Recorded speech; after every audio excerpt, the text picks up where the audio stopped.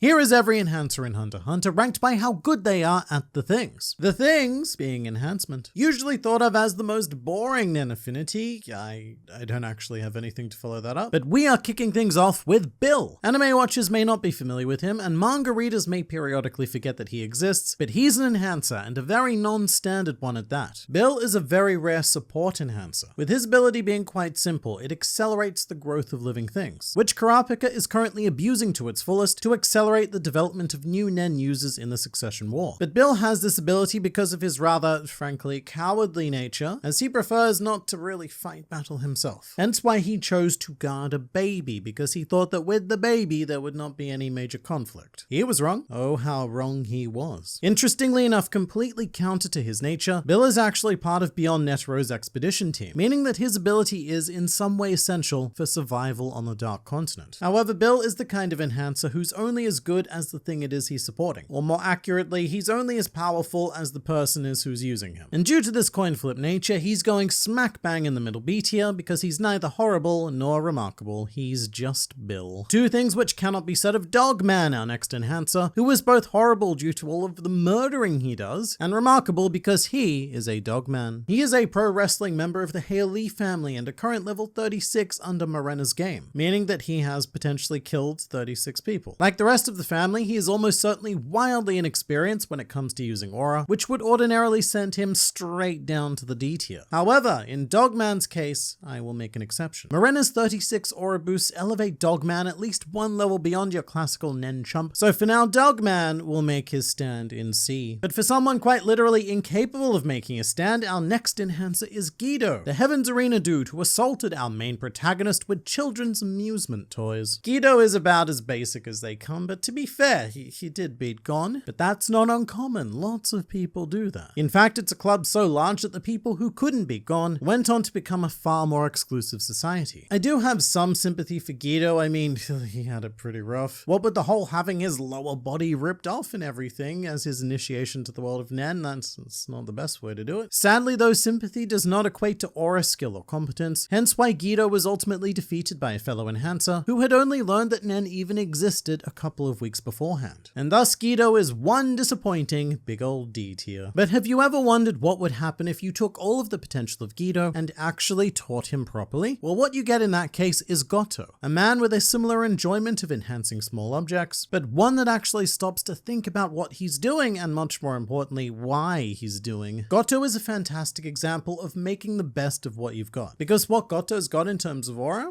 it isn't much. However, what he lacks in talent, he more than makes up for with hard work and using his mind brain. The fact that he could apply his micro quantity of aura to present even a minor challenge to Hisoka is something exceptionally praiseworthy. And the only reason why Gotoh can't rank higher on this list is due to the unfortunate limitations placed on his talent. However, with that said, he did the absolute best he could with what he had, and he shall be rewarded with an A tier. For the somewhat opposite now, he is an enhancer with infinite talent but a distinct lack of intelligent application. Now, I make fun of Gon a lot on this channel, mostly for his very basic, airheaded, ill-fated, and poorly thought out approaches to life in general. However, that pretty much describes the perfect enhancer, because it's an affinity that is very forgiving of ideas that are, well, not particularly well thought out. Gon is a stupidly powerful enhancer, and even though he never came close to reaching his full potential, he, in the span of less than 2 years, was able to outclass a whole ton of fully grown adults who had long reached their own comparatively low and very sad limits. Bearing in mind that this is not a tier list of the greatest Nen users in general. It's a list of how well enhancers perform at their affinity. And with that in mind, Gon is about as close to a perfect enhancer as we can reach, and so he is an easy S tier. Now, for someone who is easily not that, I present Kastro. I legitimately love Kastro because he's a character inserted into the series specifically to be a tutorial of what not to do. He's like a living example of a textbook problem. If Kastro, an enhancer, creates an ability consisting of 50% conjuration and 50% manipulation, then calculate how much of a moron he is. The answer being 100%. Because to put this bluntly, Kastro is quite possibly the single worst example of an enhancer and maybe even Nen user in general in this series. He is so terrible that I honestly believe that putting him in the D tier would be insulting to those in that tier. Because yeah, those enhancers are awful, ever so awful, but at least they're trying, you know, that they're trying to enhance. So we're going to need to open up a very special Kastro Kastro tier just for this very disappointing man. Now here's someone I bet that most of you didn't even know was an enhancer. It's Ikalgo, and he was very recently identified as an enhancer by Yoshihiro Togashi himself through the exhibition memo. And although this comes from the mouth of Dog himself, it does raise a lot of awkward questions. To be straightforward, it makes no sense. And I think that Togashi may not have been at his very best when making this decision. Mostly because Ikalgo's abilities are entirely based in manipulation and conjuration, aka the two most unfriendly affinities to him by far. Living Dead Dolls is pure manipulation, and Fleedom literally conjures bullets. And I should say that Ikalgo was labeled as a manipulator in the data book, which makes sense, but the author's word trumps that. And funnily enough, the corpse Ikalgo was most known for controlling, Flutter, also had abilities based entirely in conjuration and manipulation. And look, it's unfortunate for Ikalgo that we have to do this, but we have to judge him as an enhancer. And if he is indeed an enhancer, as Togashi says, then he is one very akin to Kastro, aka pathetic, and choosing to base the entirety of their ability suite on their worst natural affinities, almost in denial about being an enhancer. Which means that unfortunately, this octopus is getting slapped with a Kastro tier. And now, here's where things get a little bit hypocritical, because our next fictional character is Isaac Netero, a man who did pretty much exactly what Kastro and Ikalgo did, just much more better. It's debatable over whether Netero uses conjuration or emission to construct the statue of Guanyin, but what isn't debatable is that he invests heavily into manipulation to use it. Netero is an enhancer who has strayed quite far from his natural path. But look, this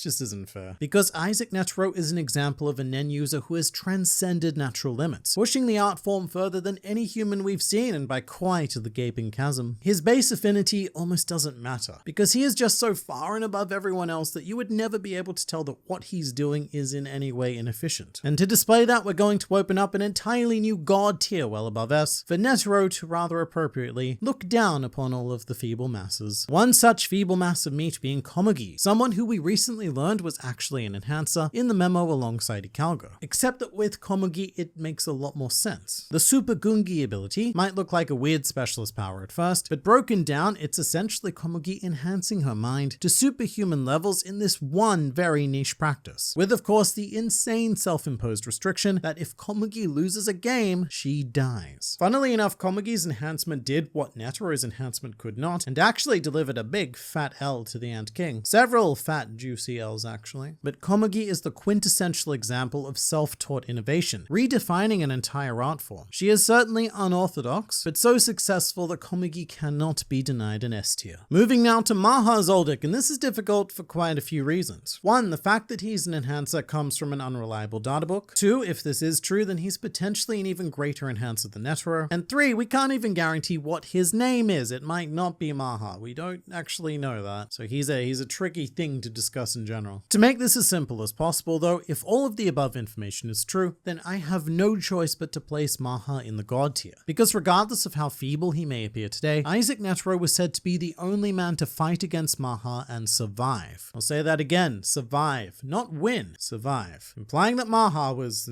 quite something. So until proven otherwise, he's going to sit rather comfortably in his old man chair right up around here. Finally hitting the Phantom Troupe now, it's Nobunaga, a man whose enhancement is so proficient that throughout the course of Hunter x Hunter, he's never even had to reveal his own personal Hatsu, because his basic enhancement is so damn good and precise that he's not yet deemed it necessary enough to do so. And while we're here, I'm going to lump Finks into this discussion as well, because we have seen his ability, and rather typically for an enhancer, it involves a big ol' punch. I think that Nobunaga is definitely the better precise enhancer, but on the other hand, Finks is definitely the better big punch enhancer, which about balances both of them out to me, and as they are both world-class criminals / Nen users, it is very difficult to award them anything less than an S. But for quite possibly the most unique enhancer candidate though, we turn to Palm Siberia. Unique because her ability, to this day, it is still completely unknown how it works in terms of aura use. Because I'll tell you one thing, it's not enhancement, or transmutation, or conjuration, or manipulation, or emission, and apparently it's not specialization either because she is an enhancer. But Merman Clairvoyance allows Palm to magically stalk a target after feeding a Merman corpse some delicious bloods, which I guess also casually confirms the existence of Merman in this world. But this should be a specialist ability. I mean, it's not, but it should be. After becoming a hybrid ant, however, Palm does actually embrace enhancement through Black Widow, a shockingly effective and devastating suit of hair armor. If this was pre-Ant Palm, she would probably rank pretty low. But post-Ant Palm now actually embracing the affinity, and with absurd aura are quantities ripe for abuse, is going to sit pretty damn comfortably in the A tier. But as for someone who gets nowhere near that prestige, here is Rabid Dog. Absolute garbage. The dude enhanced his teeth and tried to bite people and then got surprised when it didn't work. Oh, my shitty idea didn't work. No. Where did I go wrong? Still, at least he tried to use his affinity, so let's smack Rabid Dog with a big fat D tier. And then continuing our journey into the animal kingdom, here is a strange rabbit ant bird. Ramot is another tricky one because, he's powerful, but nowhere near world-class powerful. And he's dumb, like really dumb, but not Cheetu dumb. So it's really difficult to see where he sits. I guess in the end, Ramot is the epitome of the word mid, as is his nen use, and so he's going to slot into the mid tier of B. But there is someone who could only dream of a B, and his name is Orangey. We are going to deal with him swiftly. All he's done so far is enhance a copy of Weekly Shonen Jump, so